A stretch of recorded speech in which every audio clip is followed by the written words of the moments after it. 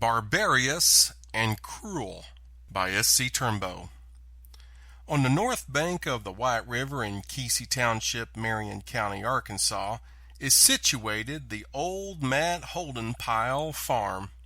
At the back of the field is a slough, and between this slough, or ravine, and the river is a narrow strip of land called an island, which the Protem Lead Hill wagon road crosses in reaching Bradley's Ford Landing when the river's past fording, or the Fish Trap Shoals Ford when the water is too low.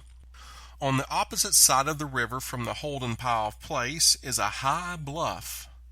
This land finally belonged to John D. Atkinson, who died here on Christmas Day, 1902, and is buried in the cemetery at Lead Hill. This land is an old settled farm, but as we have made reference to this bottom in another sketch, we will not repeat it here again. Now, in the course of time, this land fell into the hands of Jimmy Jones, the father of Dr. Peter Jones and son of Sugar Jones, and Matt Holdenpile and Sally Holdenpile, his wife, bought this land of the Joneses. Matt Holdenpile was born in 1809. His wife was born September 13th, 1813. They were both born and reared in the eastern part of Tennessee near the Cumberland Mountains and were married near the neighborhood where they were raised. Mrs. Holdenpile was the daughter of John Briggs, and she had 3 sisters, their names of which were Ruthie, who married Harlan Hurd, father of John Hurd, and Mahala, who married Allen Phillips. The other sister was named Polly. Mrs. Holdenpile also had a brother named Andy Briggs.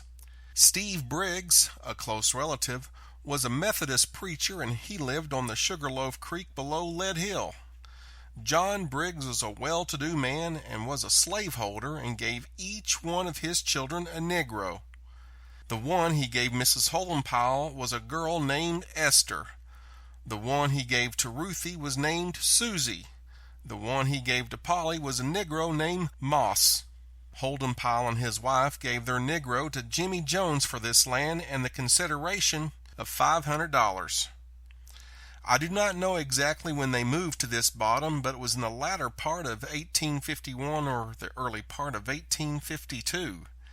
Now, when they moved here, they built a double house of hewn logs with 2 small rooms between them and a stick and dirt chimney at each end of the house and the porch on the north side. This building stood on the point of the hill just above the bottom and only a short distance west of a small hollow where there was a little spring of water. Now, they had 3 children, the names of which were Peter, who married Miss Melissa Owen, daughter of Christian Owen, who lived on the edge of Sugarloaf Prairie, and there's Mary, who married Dave Forrest, and she died in Ozark County in 1875, and Sarah Jane, who was not married at the time we speak of, but was afterward married to John Murphy, and they went to Texas where they were separated, and she rode horseback all the way from Texas to Marion County, Arkansas alone, where in 1869 she married Dick Rosenberry, and they moved to Kilgore, Newton County, Arkansas. At the breakout of the Civil War, Peter Holdenpile and his wife lived in a log house on the east side of the hollow just mentioned, and they used the water out of the spring, his parents did.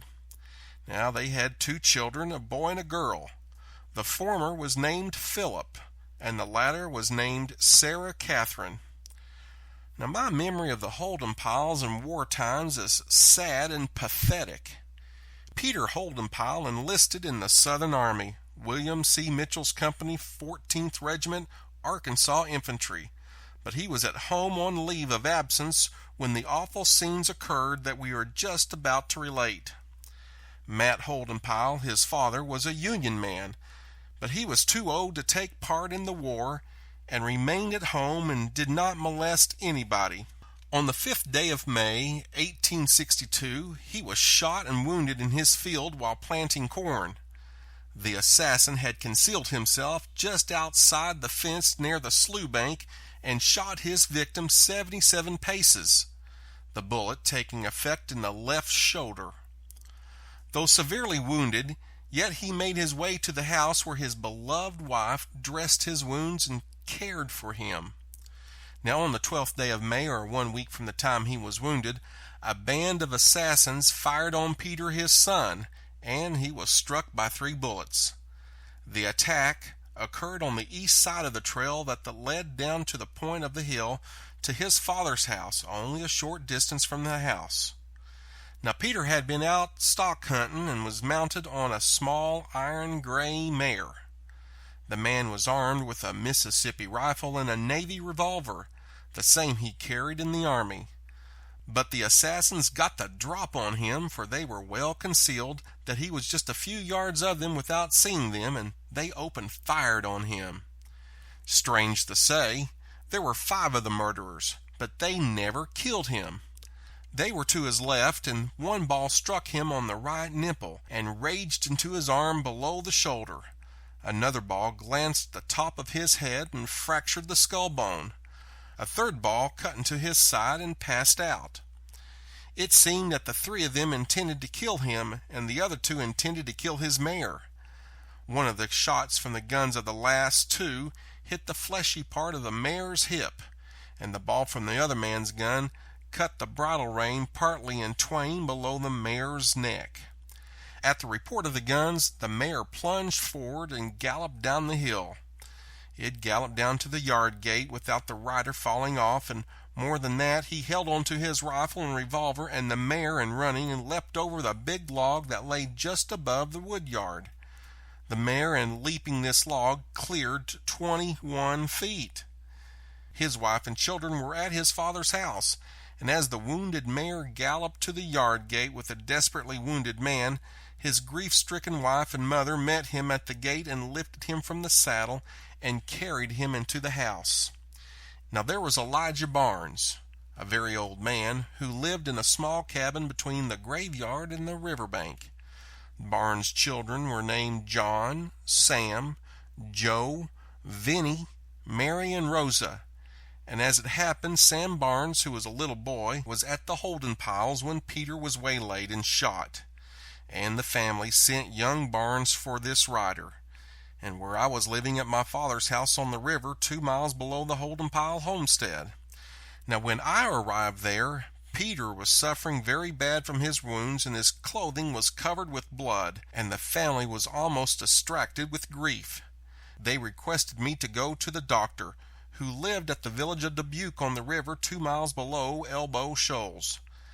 Well, I mounted one of their mules bareback, and as the river was fordable, I crossed it at Fish Trap Shoals and hurried through the woods nearer the way, and crossed the river again at the mouth of East Sugarloaf Creek. Now I hurried up the river to the opposite of Dubuque and recrossed the river and saw the doctor, but he refused to visit the wounded man for the fear they, the assassins, might kill him. Then I hurried to the residence of Dr. Headley's, who lived on Sugarloaf Prairie, and he refused to go too. I could do nothing more but go back and tell the sadly afflicted family of my ill success.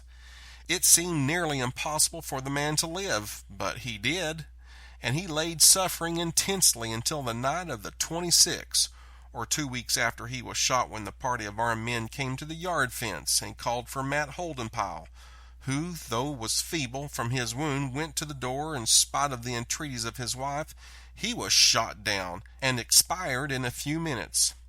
And while his lifeless, bleeding form lay stretched on the floor, the murderers entered the dwelling and threatened to finish Peter's life, where he lay on the bed in the same house where his dead father laid on the floor. The man was suffering intensely and believed he only had a few more hours to live, and they at last desisted. The only person present, except the family and the murderers that night, was Miss Betty Owen, a sister of Peter's wife.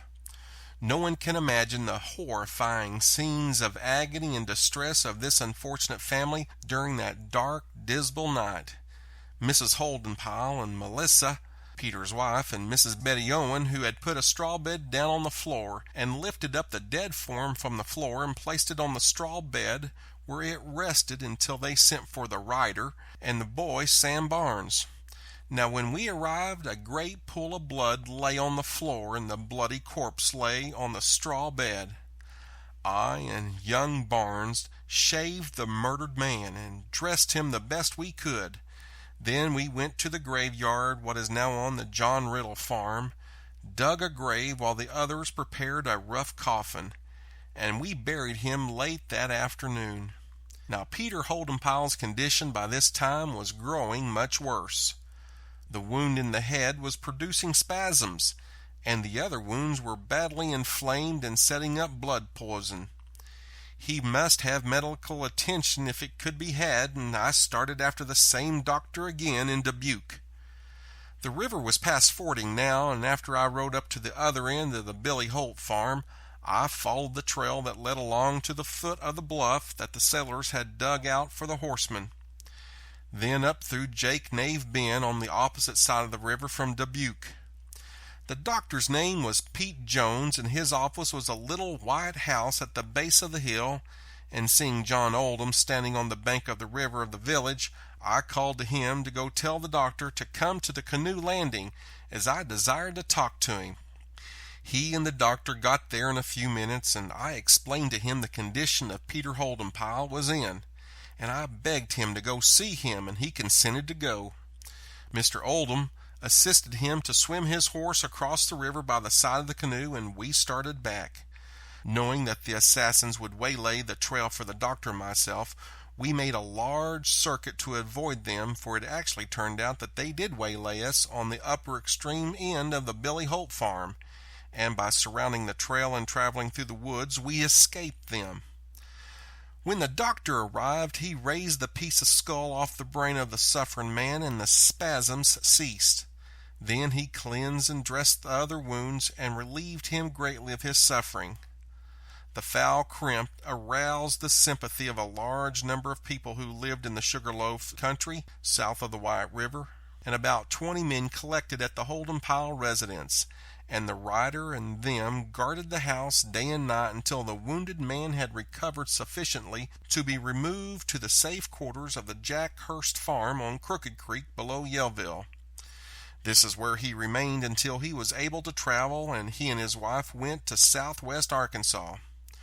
One day in September 1863, when the regiment the rider belonged to was camped on the canebrake of the Washita River below Arkadelphia, Peter Holdenpile came to see me from where he lived about 60 miles. Soon after this, he and his wife went to Texas, where 3 more children were born to them, the names of which were Frank, Belle, and Betty. Then his wife died, and Peter himself died June 7th, 1873. All of their children come back to Marion County except Philip, and Betty died in the latter part of 1877. Sally Holdenpile, her grandmother, died January 8th, 1878. They both lie buried in the graveyard of the John Riddle farm where Matt Holdenpile was buried. Sarah Catherine, daughter of Peter Holdenpile, married Green Pratt, and she died near Western Grove, Arkansas. The other 2 children, Frank and Belle, were living near Western Grove on the last account I had of them.